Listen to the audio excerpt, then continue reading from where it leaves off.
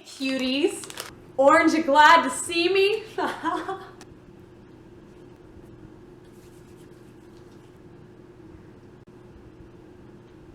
Kerygma, Korner. Are you ready?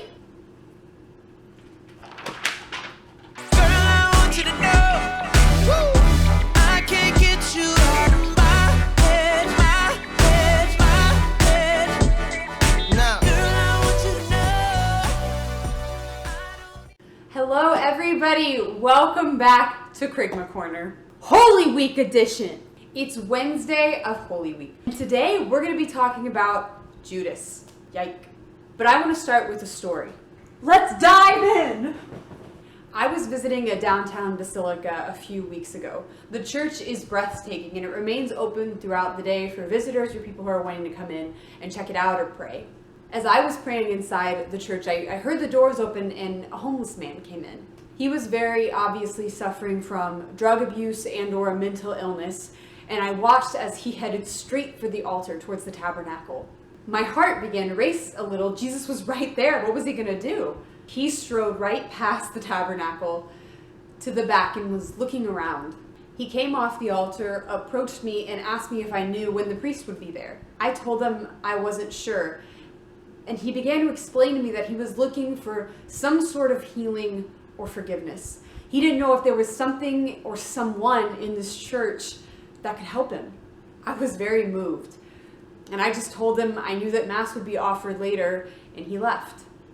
There was Jesus, hiding in a little golden box, and this man, searching for help, was able to walk right up and even past the God of heaven and earth.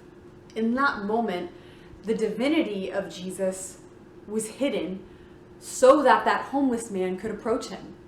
Jesus hid his divinity, his messianic identity and power in the cross and in the passion. And not only hid in the passion and in the cross, but in his humanity and his vulnerability. God let himself be betrayed by humans. In our gospel today, we hear another account of the betrayal of Judas, where he turns Jesus in to the chief priest for 30 pieces of silver.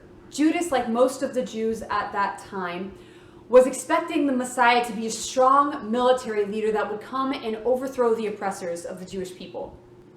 Jesus did not seem like this kind of Messiah. Blinded by his own vision of justice and what he felt like the Messiah should be, Judas turns Jesus in with the expectation that something would change. Judas could have turned Jesus in for a number of reasons, but all we know is that Judas was expecting something to change according to his vision of justice. When Judas sees that the chief priests are actually conspiring to murder his friend, he immediately regrets what he's doing and he runs to them in a moment that perfectly illustrates this idea of an eye for an eye, tooth for a tooth kind of justice. Judas tries to turn the money back into the chief priests to save the life of Jesus, but they won't take it. And in that moment, Judas realizes that his vision of justice has failed. Rather than changing, rather than seeking out a new vision of justice, taking on the merciful justice of Jesus, Judas ends up taking his own life. Via his own vision of justice, Judas condemns himself, a life for a life.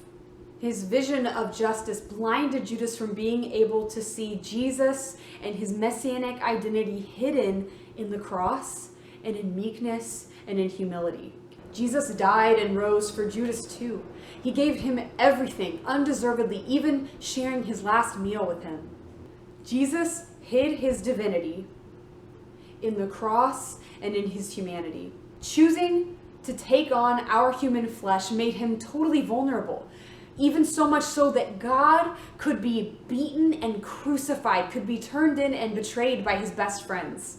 Now, in our current time, Jesus hides again for our sake. He hides in corn and in wheat.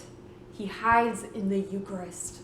He hides, makes himself so small and vulnerable that all of humanity, even a suffering homeless man, can access him, can approach him, can physically touch him. could even destroy him. He's defenseless. He is so perfectly just and perfectly merciful that homeless man that I saw was able to just walk into a holy space, searching for a new way of understanding things, a new form of forgiveness, and could access God. Unlike this homeless man, Judas couldn't bring himself to go searching for a new understanding or for forgiveness. That homeless man, because he was searching, could maybe find and even see Jesus, even if he didn't totally understand. Do we need to adjust our understanding of mercy and justice? Do we need to actually go searching for the mercy and forgiveness of Jesus? The cross is for you. The Eucharist is for you.